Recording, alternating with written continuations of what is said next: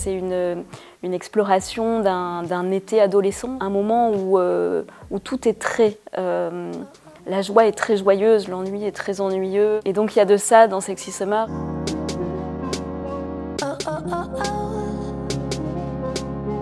Je crois que je me suis jamais formulé les choses comme ça. Je me suis pas dit je veux devenir écrivaine. Moi, je me suis plutôt autorisée à écrire. Et j'ai l'impression que écrivaine, c'est plutôt une désignation qui viendra de l'extérieur. On me dira que je suis écrivaine plutôt que moi me désigner écrivaine. Sexy Summer commence par un déménagement parce que Juliette, qui est le personnage principal du livre, c'est une adolescente qui souffre d'une hypersensibilité aux ondes. Du coup, elle doit quitter la ville où elle vit avec ses parents, Bruxelles en l'occurrence, pour aller s'installer dans une zone blanche à la campagne. Et donc le livre s'ouvre sur leur arrivée à tous les trois dans un petit village perdu au fond des Ardennes belges, en plein été.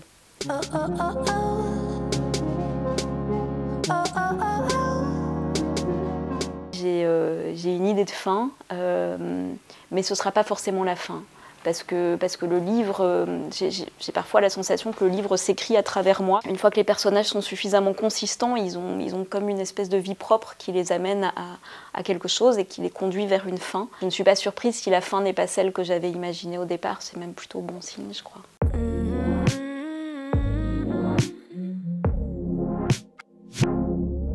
Alors déjà, la Belgique, sur le plan personnel, pour moi, c'est mon pays de cœur. J'y réside depuis plus de 15 ans. Je suis devenue belge. Je suis née, j'ai grandi en France. Je trouve que c'est un contexte qui est intéressant pour construire un roman, parce que ce sont des territoires qu'on aime imaginer plats, qui ne le sont pas toujours et qui recèlent de surprises. Les gens aussi ont souvent une apparence joviale, comme ça. Il y a aussi un certain folklore qu'on peut trouver jovial. Et puis, tout ça, ça donne envie de gratter, en fait, d'aller voir ce qu'il y a derrière. Il y a peut-être un petit côté trop lisse ou trop joyeux qui est annonciateur d'autres choses derrière. Voilà, ça donne envie d'explorer.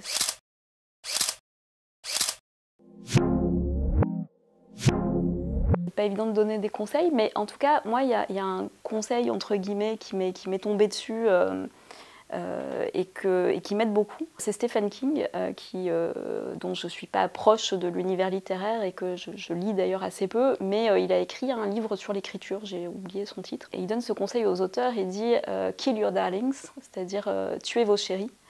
Et les chéris, c'est cette phrase ou ce passage qu'en tant qu'auteur, vous aimez beaucoup, que vous êtes tellement fier d'avoir écrit. Et pourtant, chaque fois que vous relisez cette phrase ou ce passage, vous vous rendez compte que ça bloque. Cette phrase ne doit pas être dans le livre pour une raison qui sera à peu près jamais explicitée. Enfin, c'est un espèce de mystère et donc il faut l'enlever. Voilà. Je trouve que c'est un bon conseil.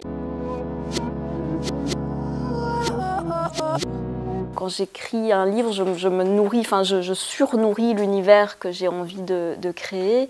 Et ici, j'ai eu envie de lire des romans qui parlent de l'adolescence et de l'enfance sans être des romans jeunesse. Puisque Sexy Summer n'est pas un roman jeunesse, bien que ses personnages soient jeunes. Je me suis surtout tournée du côté de la littérature américaine parce que je trouve qu'il y a une certaine littérature américaine qui fait ça très bien. J'ai lu par exemple Harper Lee, Carson McCullers. Mais aussi j'ai relu, je l'avais lu quand j'étais moi-même adolescente, Le Grand Maulne. Et j'ai été surprise, j'ai l'impression que c'est un livre qui est un peu tombé en désuétude, qui est plus très à la mode, je ne suis pas sûre qu'on l'étudie encore à l'école. Et je l'ai trouvé plein de poésie. Voilà, je trouve que c'est un livre qui mériterait d'être lu et relu. Alors quand je finis un livre, je le laisse reposer. C'est un peu comme la pâte à crêpes. On met un torchon dessus, on va faire autre chose et puis quand on revient, on réajuste les saveurs. Ça me paraît important de le laisser reposer.